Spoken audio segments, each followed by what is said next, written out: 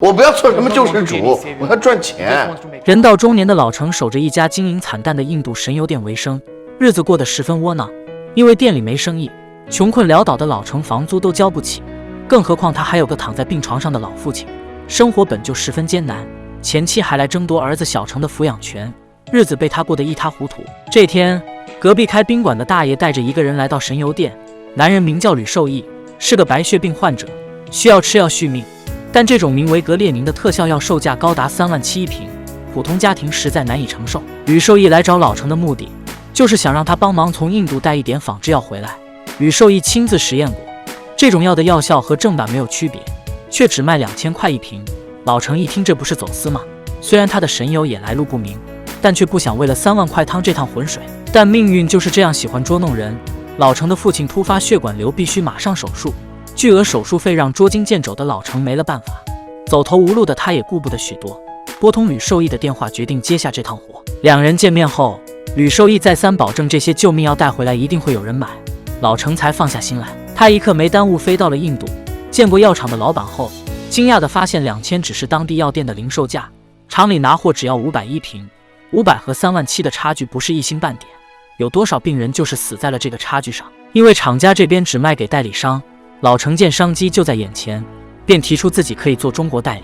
一番交涉后，老程把100瓶药送上了船，他必须在1个月内卖光这些药，才能从厂家拿到代理权继续合作。回国后，老程和吕受益开始着手将这些药以5000元一瓶的价格卖出去，结果两人忙活了1天，1瓶都没卖出去。老程觉得吕受益就是个骗子，当初还信誓旦旦说一定能卖出去，现在这些药恐怕要烂在手里了。老程正一筹莫展之际，吕受益突然想起来一个人，那就是病友群6群的群主刘思慧。刘思慧在酒吧工作，患慢粒白血病的是他的女儿。通过刘思慧，老程很快便搭上了10几家医院的病友群群主，他们有的是自己患病，有的是家人患病。5000虽然便宜很多，但也不是一笔小钱。众人窃窃私语，老程看着他们的样子，表示最多可以打8折。病患人数众多，为了获得代理权拿更多的药，老程需要一个会英语的患者。于是二人找上了刘牧师。刘牧师起初不愿做违法乱纪的事情，但在老程救人一命胜造7级浮屠，求神不如有药吃实在的洗脑下，成功将刘牧师拉上了贼船。这天，吕受益独自在车里卖药时，一个黄毛小子找上了门，他二话不说抢走了几瓶药。老程不知道这小子是从哪儿冒出来的。刘思慧告诉他，男孩叫彭浩，生病后为了不拖累家人，就偷偷跑了出来。第二天，老程和吕受益在一家养猪场找到了彭浩，一番你追我赶后，成功将其制服。据彭浩所说，药已经被他散给了其他病人。两人跟着彭浩来到他居住的地方，这里的条件实在不算好，一间阴暗狭窄的屋子挤着好几个病人，病友们将药一颗一颗地丢回瓶子，人心都是肉长的。精明如老程见到这种情况，心里也有些不舒服。他将药扔给彭浩，知道他拿不出钱，便提出帮自己卖药还钱。就这样，一支5人小队正式成立，而老程也拿到了药厂的代理权。一大批仿制药被源源不断送到国内，老程赚得盆满钵满，病人们也得以吃上药。发达的老程不仅交上了房租，还成功给老父亲做了手术。常在河边走，哪有不湿鞋？假药泛滥引起了正版格列宁厂商的反击，他们选择报警寻求帮助。负责处理此案的正是老程曾经的小舅子曹斌。那药假不假，我们能不知道吗？初步调查后，曹斌拿着所谓的假药来到局长办公室。这些药真的能治病，也真的便宜很多。局长看了看手里药，表示只要是没进医疗手册的走私药品就是假药。曹斌听完有些愣神。为了庆祝卖药顺利，老程带着大家到思慧工作的酒吧团建。经理走过来要求思慧上台跳舞，老程拉着思慧坐下，扔出一沓钱让经理自己上去跳。有钱能使鬼推磨，别的不说，经理舞跳的确实不错。狂欢过后，老程就遇到了麻烦，一对夫妻找上门，称自己家的老太太吃他的药吃出了问题，双方争执不休。思慧询问两夫妻老太太还有没有吃过别的药，这一问还真的找到了问题所在。按照夫妻俩的说法，众人来到一个剧院，台下坐满了病患，台上自称张院士的男人正在推销一款德国格列宁，因为价格便宜，仅售2000元一瓶，患者们病急乱投医，争相购买。几人离开剧院准备报警，却发现刘牧师没有一起出来。原来平常看着不声不响的老刘，实际是个天不怕的不怕的主。他走上台，拿起话筒揭穿了所谓的张院士。返回剧院的几人见状也纷纷出手，彻底砸了他的场子。等警察赶到的时候，张院士已经溜之大吉，老程几人则被带回问话。从警局出来后，吕受益邀请老程到自己家小酌一杯。老程也第一次见到了吕受益的家人，一个刚出生不久的小婴儿和一位贤惠的妻子。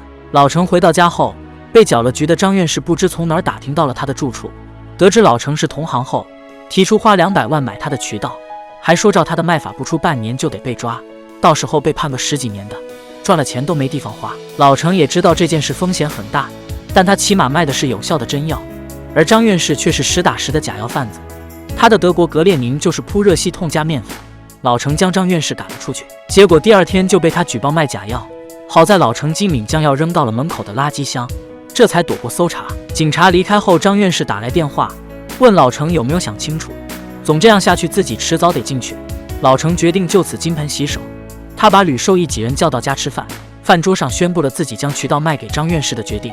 众人无法理解，老程也有自己的苦衷，做这种事进去只是迟早的问题，他上有老下有小，担不起这个风险。这顿散伙饭大家吃的都不开心，最后吕受益几人相继离开，他们的命运又该何去何从？转眼1年过去，老程用卖渠道的200万开了一间制衣厂，成了做正经生意的老板。这天，一个女人找到老程，她就是吕受益的妻子。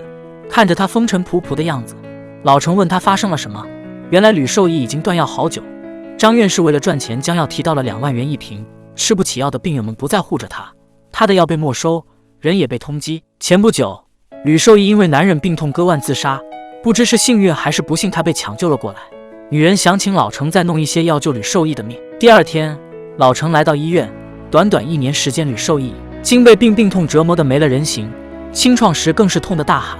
老程听着眉头紧锁，于心不忍，一旁的女人却早已习惯。再三考虑后，老程决定联系厂家买些药给吕受益救急，但因为没了代理权，他只能亲自前往印度购药。然而吕受益的身体状况已经不容乐观，没等回老程便撒手人寰。吕受益的死让老程的心态发生了变化，他切切实实地感受到了病人们的痛苦，家属们的无助。老程决定继续卖药，但因为原厂家诺瓦公司的起诉，印度这边的生产链也受到严重影响。但厂长却表示只要还有货就会一直供应老程。和厂长谈妥后，老程回了国，他通过私会将以前病友群的群主聚在一起，告诉他们自己从下周开始卖药，500一瓶，1分不赚。听到消息的彭浩也赶来帮忙，孩子吃的少但力气大，干起活来一个顶俩。他才20岁，他都想活命，他有什么罪？老程和彭浩装好货后闲聊了几句，他劝彭浩回家看看，回去前先把那头黄毛收拾收拾。此时警方这边还迟迟没有抓到张院士，局长给曹斌施压，要求他15天内必须将人带回来。随后曹斌便带着人开始地毯式搜索，从居民楼到棚户区，凡是手上有药的人都被带回了警局，包括彭浩。在警察的讯问中，所有人都默契的3针7口。一个老太太站了出来，她颤颤巍巍地告诉曹斌，自己病了3年，吃正版药吃掉了房子，吃垮了家人，现在终于有了便宜药，为什么非要说它是假药？真假他们这些病人比谁都清楚，抓了药贩子就是在断他们的活路。曹斌听完沉默了半晌，他心中开始动摇，思虑良久后放走了所有人。晚上，在逃的张院士摸到了老程的住处，要求他给自己20万。老程为了花钱消灾，拿了30万让张院士赶紧跑路。张院士听说他这次卖药1分不赚，打趣的说老程真仗义。结果拿了钱还没来得及花，张院士就暴露行踪被警方抓获。但他这次也学着仗义了一回，并没有将老程供出来，没能从张院士口中问出有价值的线索。怒火中烧的局长让曹斌调出张院士所有案底仔细查，这下一看还真让曹斌发现了端倪。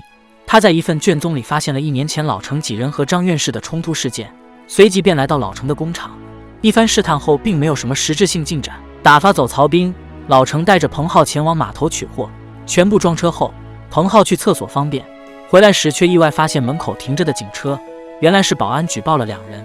彭浩一路跑回老程身边，他张了张嘴却没说出实情。现在唯一的办法就是一个人吸引警方注意，另一个趁乱逃走。想到这儿，他趁老程不注意开走了车。警方果然开始全力追捕彭浩。老程听到警笛声才明白过来怎么回事。彭浩开着车和警方周旋，结果却发生了车祸。等老程赶到医院的时候，彭浩已经抢救无效死亡，刚刚还活生生的人，此刻却变成了一具冰冷的尸体。老程彻底崩溃。彭浩才20岁，他他只是想活命而已，究竟犯了什么罪？看着彭浩买好的火车票，老程心痛不已。这么年轻的孩子，死在了决定回家的前夕，只盼他能够魂归故里，最后看一眼父亲母亲。最近发生的种种都让曹彬心里的信念感崩塌，他向局长申请退出案件调查。此时，印度的药厂败诉后被勒令关闭，但厂长却表示，如果老程坚持的话，他可以按零售价2000瓶从药店回购发给他。老程没有犹豫，他打算自己补足价钱，高买低卖。不仅如此，他还决定豁出去将这些药卖到外省。很快，印度格列宁在各省的病友间传开，大家纷纷表示终于看到了活下去的希望。紧接着，老程将儿子送到了前妻身边，他知道自己的结果是什么，但在此之前，他想将药尽量多的送到病友手里。这一天终于还是来了。